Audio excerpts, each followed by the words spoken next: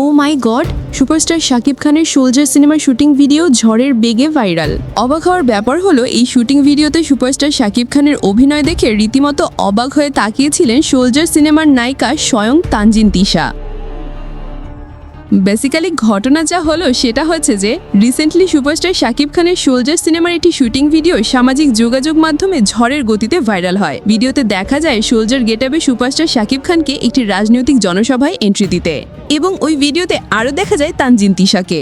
সেও রীতিমতো অবাক হয়ে সুপারস্টার শাকিব খানের অভিনয়ের দিকে তাকিয়েছিলেন। হয়তো মনে মনে ভাবছিলেন, এমন একজন সুপারস্টারের সাথে অভিনয় করতে পেরে সে সত্যি ভীষণ ভাগ্যবান। দেখেন ভাই, সব নায়িকা তুই চায় ইন্ডাস্ট্রির সবচেয়ে বড় মেগাস্টারের সাথে সিনেমা করার, আর সেটা যদি কোনো নায়িকার ক্যারিয়ারের প্রথম সিনেমা হয় তাহলে তো আর কথাই নাই।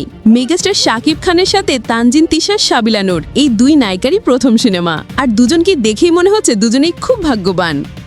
এখন বস, এই দুজনের কেমিস্ট্রি কেমন হবে সেটাই এখন দেখার বিষয়। শাকিব খানকে ভালোবাসলে সাবস্ক্রাইব করে দিও।